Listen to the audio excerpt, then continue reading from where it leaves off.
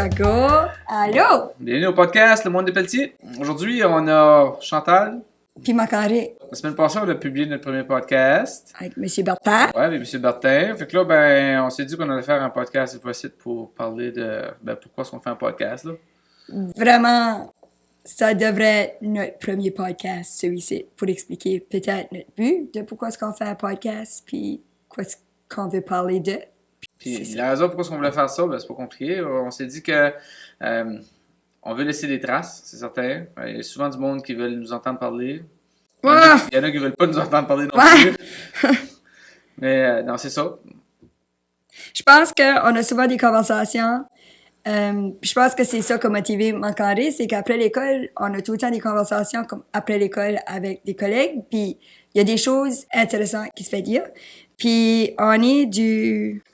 Moi, je suis comme de la partie que si tu peux pas rien faire ou si tu essaies pas d'arranger des problèmes, puis je dis pas qu'on chiale tout le temps, des fois on a des solutions. Puis si on fait rien avec, ben on n'est pas en train d'aider la société. Chantal a travaillé à Claire, d'autres on habite à Edmonton. Puis quand ça conduit finalement d'une place à l'autre, on a tout le temps des bonnes conversations quand même. Puis je pense que ça vaut la peine aussi d'en parler un peu, là. Fait que... Mais je pense qu'on aime beaucoup l'éducation. Puis on aime vraiment parler de tout ce qui a rapport avec l'éducation, mais aussi comment faire des projets, comment faire différents, voir l'éducation autrement. Puis on a aussi notre voyage qu'on a fait autour du monde. Pour ceux qui ne savaient pas, moi et Marc, on a fait 4 mois autour du monde. On a fait 15 pays de février à juin en 2025 avec nos 2 filles. Puis on a plein d'apprentissages qui ont été faits. Puis je pense que en rétrospective, c'est un gros mot ça, hein? Rétrospective de notre voyage, je pense qu'on a appris plus de choses qu'on pensait qu'on allait apprendre ou d'autres choses qu'on pensait qu'on allait apprendre, mais aussi on croit d'en voir l'éducation autrement. Puis si on croit dedans enlever les barrières puis vraiment faire autrement, sortir nos filles de l'école pour 4 mois, fut toute une expérience. On a pris le risque, puis le risque a valu la peine. Je pense que c'est une de nos forces aussi, là, prendre des risques. On a parlé justement dans le podcast avant, comment est-ce que des fois, ben, pour être capable d'apprendre, pour être capable d'aller plus loin, mais c'est important de prendre des risques et tout ça. Mais quand on prend des risques, ben, il faut aller trouver des solutions aussi, là. Fait que, et, écoute, il y a plusieurs personnes qui nous demandent comment est-ce que vous faites ça, comment est-ce que vous vivez ça. Je pense que c'est naturel un peu pour nous autres d'y aller, d'aller d'avant. Une des choses que le monde nous demande souvent, pas nous demande souvent, mais nous dit souvent, c'est t'es chanceux d'être capable de faire ça. Puis on a souvent cette discussion-là avec les gens, puis je me dis que c'est pas nécessairement de la chance non plus. C'est des choix qu'on prend. Aussi certain que oui, il y a de la chance un peu dans la façon que c'est pas tout le monde qui est né sous une belle étoile, on va mettre ça de même. Oui. Là. On est chanceux, oui, mais on crée notre chance aussi. Puis je pense pas qu'on a... Comment je dirais ça? Oui, on est très chanceux qu'on a eu beaucoup de choses. On a notre santé, on a une stabilité, on a quand même des parents qui nous ont aidés, surtout dans le début de notre couple. On a des collègues en or aussi. On a des collègues, tout ça. On a des personnes autour de nous autres qui nous ont inspirés. Tout ça, c'est de la chance, mais on est 2 enseignants, là. On n'est pas millionnaires du tout. C'est qu'on a fait des choix pendant 7 ans qui nous a permis à faire cette aventure-là. Que je crois que plus de monde a accès à qu'on pense. Si tu voudrais. Puis, une des choses que je dis tout le temps aussi, puis ça me fait penser un peu à un film, là, un film avec Jim Carrey, là, Yes Man. Puis, Yes Day. Non, Yes Man. Yes Man. Mais c'est vrai qu'il y a un film Yes Day aussi qui est sorti pas longtemps passé sur Netflix, mais moi je pense à Yes Man. Puis dans ce film-là, je me rappellerai tout le temps, et tout d'un coup il se met à jouer Wish you would have not done that late, my friend. En tout cas, c'est vraiment drôle. Mais ça pour dire que. Ouais, c'est ça. Mais c'est. Une des choses qu'on s'est dit dans la vie, c'est que on dit, c'est dur à dire. On dit pas jamais non, mais on dit oui. Oui. Puis quand on dit oui, ben, ce qui est important là-dedans, c'est une fois que tu dis ton oui, continue à le dire. Il va arriver des embûches, il va arriver des étapes, il va arriver des affaires, mais tu te dis, gars, tu sais quoi, j'ai dit oui dans ce temps-là, mais je veux tenir ma promesse, puis je veux continuer justement à dire oui. Euh, Fait que c'est pas rare que quelqu'un va nous demander, hey, ça te tente de faire ça, sais-tu quoi, je l'ai jamais fait, je sais pas comment le faire, tout ça, mais oui. Tu sais, tout est une expérience finalement, on dit on est des enseignants, mais une des choses qu'on aime faire, c'est qu'on aime beaucoup enseigner finalement, donc que les autres personnes apprennent autour de nous autres, mais je pense que c'est aussi important que nous autres, Practice what you preach. ouais, c'est ça, nous autres aussi, on veut que nos élèves apprennent, mais nous autres aussi, on veut démontrer que nous autres aussi, on veut apprendre finalement. Puis en disant oui à n'importe quelle expérience, je pense que ça vaut la peine de l'essayer en tout cas. Là. Oui. Puis, c'est que le monde souvent nous demande comment longtemps que vous avez pris pour planifier votre voyage. Ça allait être un podcast, mais finalement, c'est un podcast de voyage. Puis, je pense que notre voyage a beaucoup influencé qui se connaît puis qui se sera pour le reste de notre vie. Ils nous demandaient avez-vous planifié beaucoup? Puis, on a décidé, ça va faire 8 ans, 7 ans passés. Pendant 7 ans, on a payé un différé. Donc, tu payes un montant par mois pour avoir un 6 mois off, pour avoir une paye, en gros. Donc, moi, je dirais pour 6 ans, de 7 ans, on disait juste on va faire le tour du monde. On rêvait, on parlait. Puis je pense honnêtement que pendant 5 ans, les gens ne croyaient pas qu'on allait faire le tour du monde.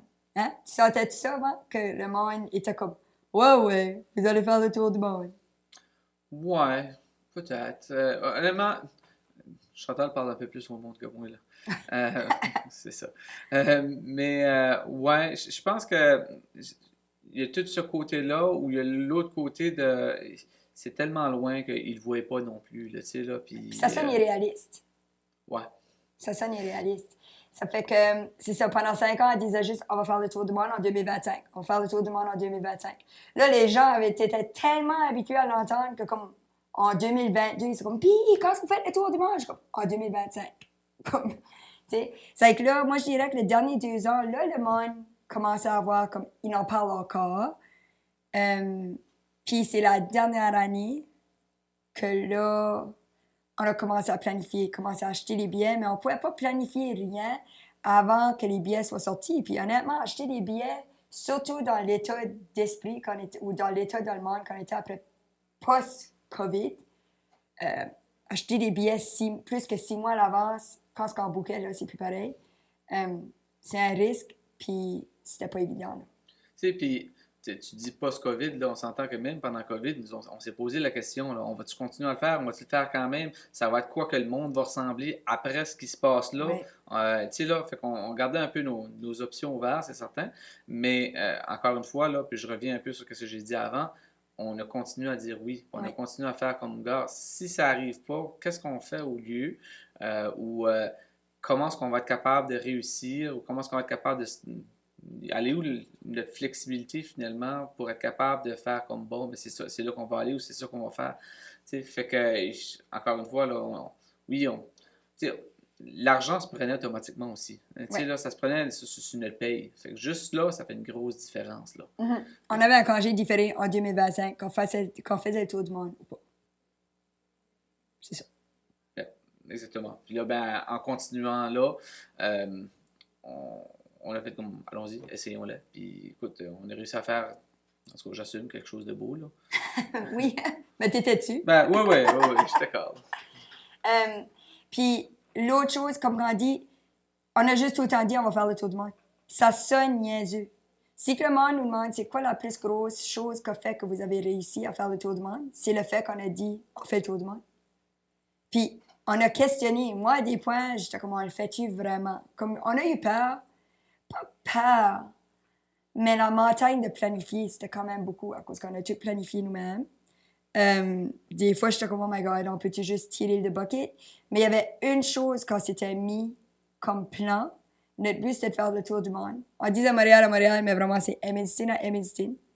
Puis, on s'est dit, si ça va mal, on revient à la maison, puis on va faire le tour du monde. C'est qu'on pouvait faire le tour du monde dans 1 semaine, Edmundston à Edmundston, ou on pouvait faire le tour du monde dans 4 mois. Puis on a choisi de le faire dans 4 mois. Mais on avait un escape route. Puis je pense que moi puis toi, quand on fait quelque chose de complexe, comme quand on a acheté la Westphalia, qui était aussi, je pense, plus complexe que faire le tour du monde, On avait un escape room. C'était plus complexe? C'était plus difficile pour moi de dire oui à une Westphalia que faire le tour du monde. Je pense qu'on a eu plus de dilemmes avec la Westphalia que le tour du monde. C'est comme un bon sondage à faire entre nos amis. Moi, je pense que nos parents étaient plus stressés. Ils sont plus stressés quand on part avec Clémentine, prendre une drive. Mais acheter la Westphalia n'est pas compliqué. On s'entend qu'acheter quelque chose, c'est l'affaire la plus facile à faire. Oui. Mais dire oui à la Westphalia était beaucoup plus difficile pour moi que de dire oui pour faire le tour du monde. Oui. Parce que la Westphalia était ton rêve. Exactement. Ça va un peu avec les valeurs aussi, là. Oui. Puis moi, faire le tour du monde, je m'attendais que ça soit difficile pour toi de le faire, puis tu as juste dit oui tout de suite. Whereas la Westphalia m'inquiétait plus. À part ça, on a une Westphalia 1975. Oui, un vrai hippie van qui break down sur le bord du chemin. Elle s'appelle Clémentine. Oui, 50% du temps. So, si tu compares faire le tour du monde ou acheter une Westphalia, je dirais aux gens, fais le tour du monde avant d'acheter une Westphalia. Mais ça dépend c'est quoi les rêves. OK, ouais. Faut que tu aies plus de compétences à owner une Westphalia que de compétences à voyager. OK, mes compétences. C'est pas les mêmes compétences, d'eau. C'est pas les mêmes pantoutes, là. Tu sais, là, parce que quand tu as une Westphalia, ben, écoute, faut peut-être bien que tu connaisses un peu la mécanique. C'est certain que si tu trouves. Sais-tu quoi? Non.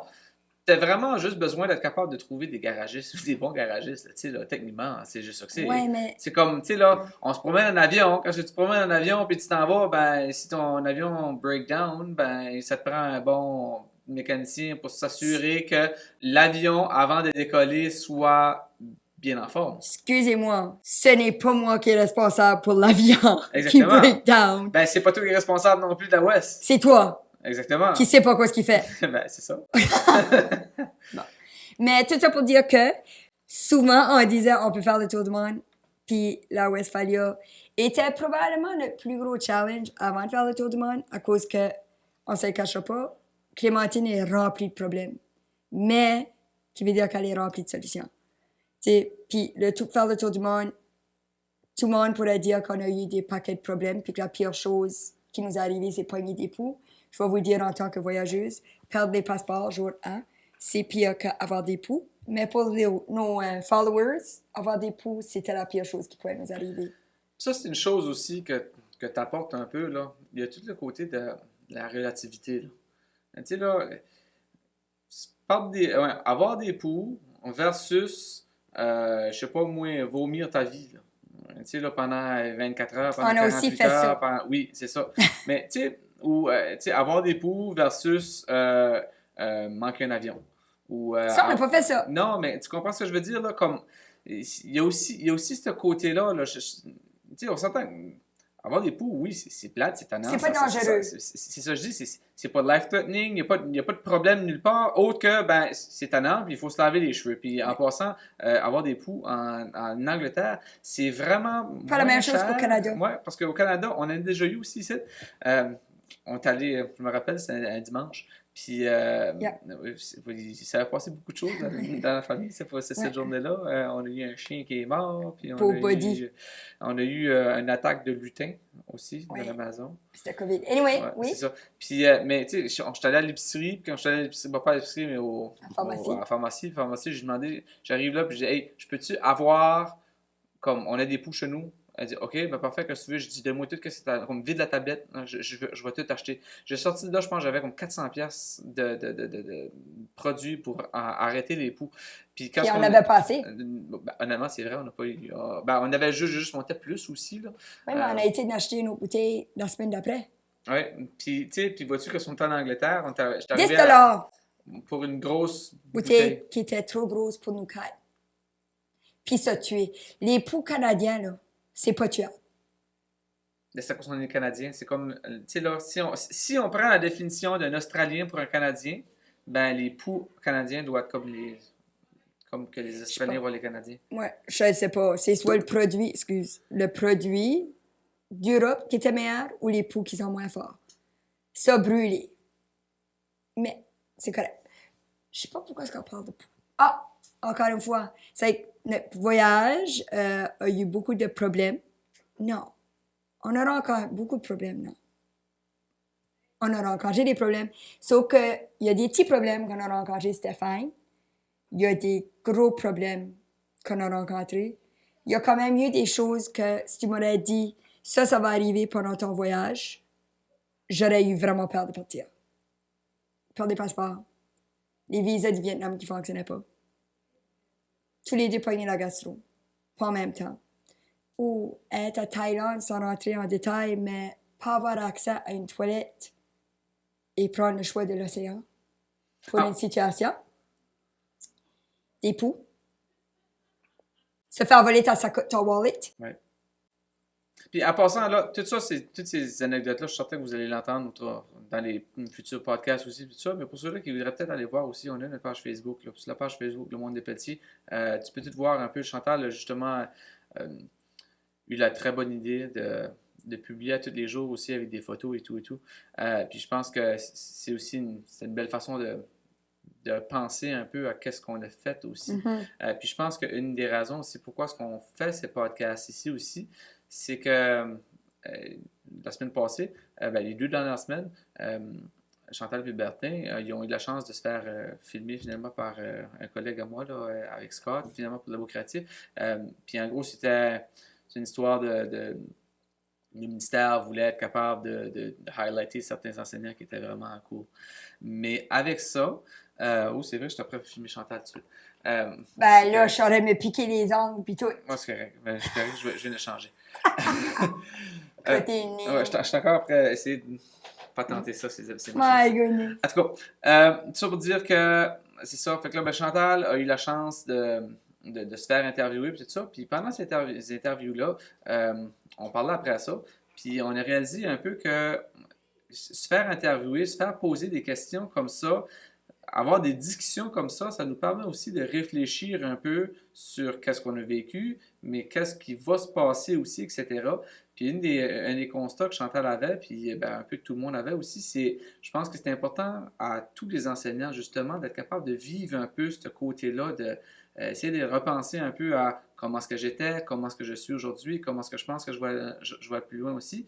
Puis le faire tout seul ou le faire en parlant comme ça, c'est une chose, mais le faire avec des micros et des caméras, c'est une autre histoire aussi. C'est tout comme, tu as besoin de penser un peu plus finalement que ce que tu dis. Oui, puis je pense qu'il faut que... Naturellement, je pense que des humains ne veulent pas mentir, puis ils ne veulent pas désappointer, puis ils ne veulent pas dire des choses, des fausses choses. C'est que tu te forces à sonner, à être clair dans quoi ce que ta vision et tes valeurs sont. Puis je pense qu'on a vu ça un petit peu la semaine passée. Je commence à faire un podcast, ça va être facile, mais j'ai vu que les messages n'étaient pas autant clairs comme qu'on pensait que ça allait être pendant le podcast. Puis à cause qu'on le pense dans notre tête, c'est clair pour nous autres, mais c'est clair pour les autres. Puis le penser, puis le verbaliser, c'est deux choses complètement différentes aussi. C'est ça, puis moi, je sais quoi ce que je pense, ça fait que c'est facile. C'est que je trouve que quand on fait des entrevues, j'ai trouvé ça beau. Surtout, honnêtement, moi, je m'entends dans ma tête, puis je m'ai entendu parler, puis j'adore pas nécessairement me voir sur caméra. Puis ça, tu sais, c'est fine, mais je suis pas comme « Oh my God! » Mais quoi, ce que j'ai trouvé vraiment spécial, c'est quand j'ai entendu Bertha parler. Puis entendre la philosophie puis la vision de comment est-ce que Bertha voit les choses. C'est à ce point-là que j'ai fait. Tu sais, je connais Bertha, je parle à Bertha tous les jours. S'il y a une personne que je travaille avec, c'est Bertha. Mais l'entendre l'expliquer de même, j'ai juste trouvé ça spécial d'entendre sa vision. Puis je pense que c'est un beau cadeau à faire à un personnel scolaire, à une direction, mais à la personne aussi, puis au staff qui travaille avec, d'avoir ces traces-là de comment est-ce que tu vois l'éducation.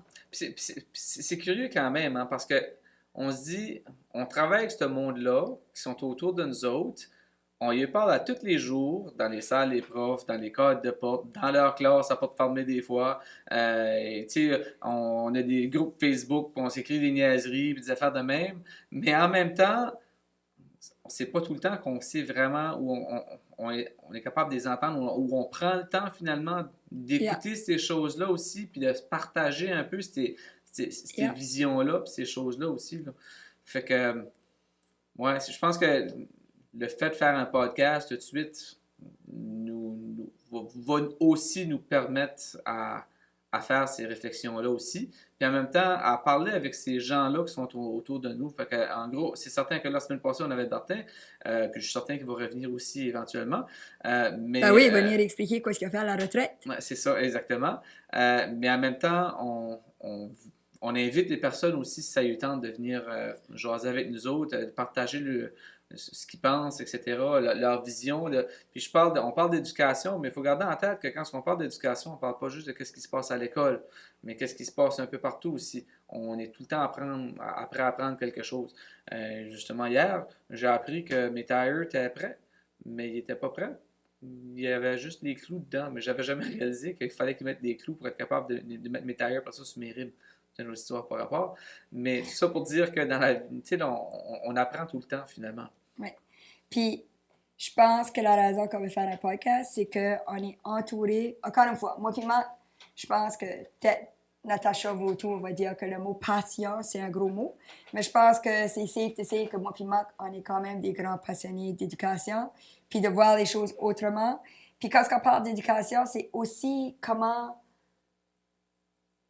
changer le monde sans être trop dramatique, mais comment faire pour qu'on vit dans une meilleure place. Puis je vais quand même dire travailler avec mes filles, Catherine Pierria, puis travailler avec mes élèves, puis travailler dans une école. Je trouve que c'est là qu'on moule chacun de notre façon, chaque couleur. Je voudrais jamais être tout seul avec des élèves pour 8 ans de temps. Je suis assez contente que j'ai des collègues, puis que j'ai le temps de juste, je sais pas, travailler avec un groupe d'élèves ici puis là, mais c'est pas juste ma responsabilité. Mais moi, je peux mettre mes couleurs, puis tout le monde met leurs couleurs, puis je pense que c'est la meilleure place pour créer des citoyens qui sont conscients puis des bonnes personnes pour dans le futur. Pour moi, je pense que c'est une bonne place. Mais on est aussi entouré de des amazing leaders qui nous font tout le temps réfléchir. Puis qui nous font réfléchir, qui nous permettent de réfléchir, qui nous demandent des questions des fois. Tu sais, puis les discussions sont vraiment riches. Puis moi, j'écoute tout le temps des podcasts. Toi, tu écoutes tout le temps des podcasts. On n'écoute pas les mêmes podcasts. Pas du tout. Mais pas du tout. Zéro plus de mort. C'est drôle, moi j'ai écouté notre podcast la semaine passée, j'ai dit Marc, là, tu as écouté, il a dit non, c'était trop long. Fait qu'il écoute même pas son propre podcast, c'est qu'on n'écoute pas les mêmes podcasts. Mais mon point ici, c'est que qu'on fasse un bon podcast ou qu'on fasse pas un bon podcast, qu'est-ce qu'on va dire va faire réfléchir quelqu'un, quelque part. Puis quand les piss off ou qu'ils sont d'accord avec ce qu'on dit, au moins ils vont réfléchir à quelque chose. Sais-tu quoi? Ça m'apporte un peu tu me dis ça, tu sais, là, qu'on les piss off, dans ce temps qu'on les fait réfléchir. Taylor Swift style. Sure, c'est ça. Tu sais, on a des amis aussi qui nous voient aller, puis etc. Puis on a des fois des arguments là, entre amis ou etc. aussi que on se dit, écoute, ils pensent pas comme nous autres, puis tout ça. Puis je pense que ça, c'est une chose qui est importante aussi que Chantal et moi, j'ai envie de dire, c'est une force pour nous autres aussi, c'est qu'on reste ouvert aussi. Puis même si on n'est pas nécessairement... Autant que le monde pense qu'on peut être fermé avec des ballons, on reste ouvert. Même si, ouais, c'est ça. Mais même si on n'est pas d'accord avec quelque chose, c'est important aussi de garder de l'esprit ouvert de oui, je suis pas d'accord, mais pourquoi est-ce que je suis pas d'accord? Puis qu'est-ce qui fait que je pourrais peut-être changer d'avis ou je pourrais peut-être prendre ce que moi je pense, puis prendre ce que les autres pensent, puis me rapprocher, ouais, faire un autre chemin. C'est ça, là, les merger finalement. Il y a tout le temps des intersections quelque part. Puis ces intersections-là, je pense qu'elles sont importantes à savoir. Puis c'est pour ça qu'on aime justement se faire challenger un peu sur ces choses-là. Là. Fait qu'écoute, moi j'invite aussi des personnes, je sais que tu peux écrire des commentaires sur ces podcasts, de faire de même. Là. Oh my God, on va être cool demain. Ben, j'invite au monde d'écrire qu'est-ce qu'ils pensent, puis s'ils sont d'accord, c'est ça, s'ils sont d'accord, s'ils sont pas d'accord, comme dites-nous-le, c'est important à savoir pour nous autres aussi. Puis ben, vous avez le droit d'être gentil là, dans tous vos commentaires. Ben oui. Non, puis je pense qu'on crée un monde comme sur le monde des Pelletiers. Je pense qu'on crée un monde de respect, puis même si on n'est pas d'accord, c'est correct. Même si des fois je peux paraître intense, je respecte quand même ça. Mais je pense que in the end, la communauté qui nous suit sont respectueuses. Puis je remercie ce monde-là, surtout le monde qui nous a suivis dans le voyage, comme il était vraiment exceptionnel de nous suivre. Puis ça nous a aidé à continuer notre voyage, puis à publier. Puis comme ils nous ont offert... Eux, ils pensent que nous avons offert un gros cadeau, mais le fait qu'ils nous suivaient, puis qu'on ne se sentait pas tout seul autour du monde, c'était un des plus gros cadeaux. Tout ça pour dire que peut-être un jour, on fera un live, puis du monde va payer 1$ pour commenter, pour que leur comment part pas plus haut. Oui, sure. Je sais juste pas encore comment le faire avec le système qu'on a ici. OK, on n'est pas rendu là encore. Les paying comments will be coming later on, les amis. Tu sais que je ferai jamais... Ben, on va pas jamais faire c'est d'argent. un gros mot. Parce que quand on fait de l'argent, donner à quelque chose. Ouais. Mais c'est pas vraiment notre but dans la vie du tout. Je me moque juste que du monde paye 1$. Puis désolé, je paierais 1$ pour parler à Kate Williams. So, je vous juge pas. 1$? Je paierais peut-être plus que 1$ pour parler. Dans un comment, je paierais pas 100$ pour qu'ils disent Hi Chantal. Non? Non. Non, non, non, non, non, non. Ben, Je vais les rencontrer. Mais ça dépend si tu sais ce qui va, ce 100$-là. Si ce 100$-là, ça va pour une bonne cause. Ben, Kate Williams, ça sera tout le temps pour une bonne cause. Mais je vais pas investir mon énergie puis mon argent là. Je vais les rencontrer un jour. Ah, pour ceux-là qui ne savent pas aussi, Chantal est une très, très, très grande fan de la royauté. Oui. Puis, j'ai des plans, je n'en parlerai pas aujourd'hui, pour respecter mon plan. Venez me demander, je ne vais pas le mettre publiquement pour la journée que mon plan arrive, puis là, que je dise quelque chose de mal. Je dirai. Venez me demander si vous ne comprenez pas, je vous parlerai en privé. Je veux juste rien jinxer, puis je suis pas quelqu'un de même pour penser que dire quelque chose, c'est jinxer. Mais pour ça, c'est quelque chose d'autre. For another time. C'est ça. Je vous en parlerai quand j'ai 55 ans. C'est ça. Fait que, écoute, on a parlé d'un peu beaucoup de choses aujourd'hui. Le but de ça aujourd'hui, c'était un peu de peut-être placer un peu les choses sur la table pour que le monde apprenne tranquillement à nous connaître, mais aussi pour que les personnes comprennent un peu c'est quoi le but de ce podcast-là. C'est certain que oui, comme on a dit, c'est beaucoup axé sur l'éducation, mais on parle de l'éducation en général, donc en grand, un peu qu'est-ce qu'on peut tout vivre dans le monde. Tu sais, puis des fois, des choses qu'on aime bien parler aussi, c'est de l'actualité, etc. aussi. Là. Oui, puis je pense aussi en tant que parent, comme les gens qui rêvent à faire une aventure avec leur famille, c'est pas besoin de faire le tour du monde. Mais s'il y a une chose, puis en tant que famille, pas enseignante, mais en tant que famille, que je peux dire, c'est se disconnecter de la société au complet pour 4 mois, fut probablement la chose la plus difficile à faire pour notre famille, par la Catherine, notre enfant de 13 ans. Mais on est revenu enraciné à une façon que tu peux pas expliquer ou vivre à moins que tu le fasses. So, on n'a pas suivi ce que la société nous disait de faire. On n'a pas suivi ce que la société nous disait qu'on devrait faire. On a suivi ce que Macari et Chantal voulaient faire pendant 4 mois, sauf pour safety reasons puis visa.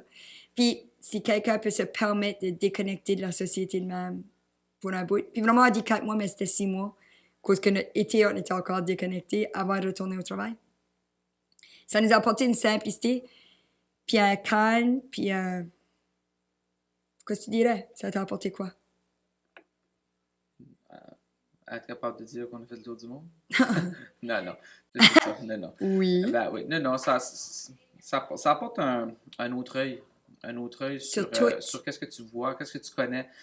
Puis je pense que c'est une autre des choses qui est importante à savoir, c'est quand que tu vas voir d'autres choses, le but d'aller voir d'autres choses n'est pas nécessairement juste pour aller connaître d'autres choses, mais en connaissant ce qui se passe autour, ça nous donne un autre œil à voir qu'est-ce qu'on a tout de suite, qu'est-ce qu'on connaissait déjà finalement.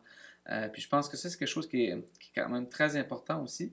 Ça sera probablement pour un autre podcast, là, mais on a...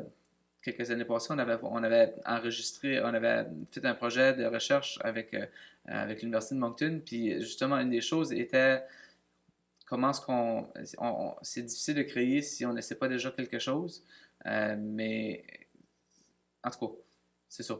Je sais pas de quoi tu parles. Oui, notre projet qu'on a fait avec Xavier, là.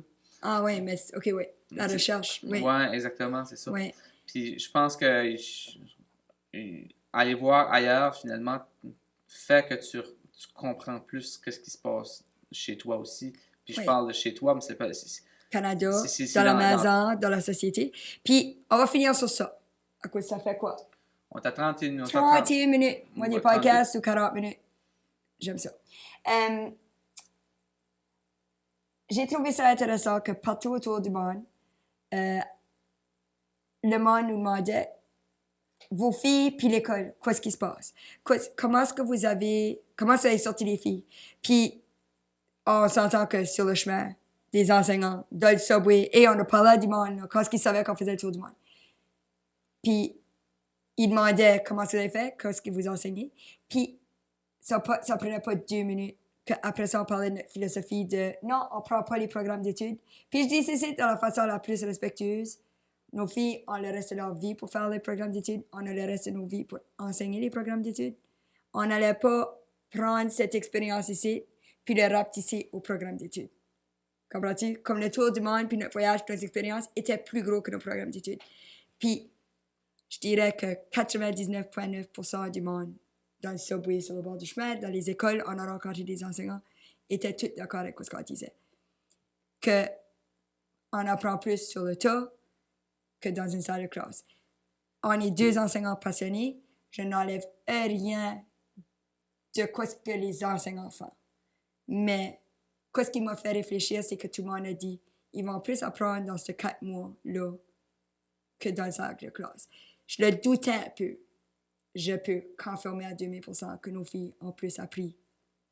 Sur toutes. Puis il y a des choses aussi que les filles ont appris qu'on ne pourra jamais quantifier non plus. Puis je pense que ça aussi, c'est assez important à mentionner, là. Puis des choses aussi qu'ils l'ont appris, mais c'est placé dans un tiroir quelque part en arrière, puis ce tiroir-là va juste s'ouvrir dans 10 ans, dans 15 ans. Tu sais, là, ces apprentissages-là rentrent finalement au compte-gouttes.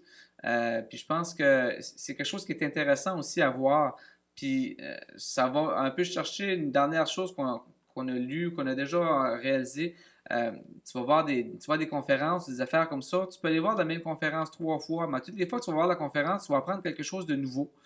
C'est des grosses chansons que si tu as appris quelque chose, quand tu apprends quelque chose de nouveau, même si c'est exactement la même chose, j'ai dit exactement, tu sais, tu peux regarder le même film 3-4 fois, etc. Si tu n'étais pas prêt à apprendre ou à entendre ce message-là à ce moment-là, tu n'es pas prêt non plus. Puis je pense que ça, c'est important aussi à le garder.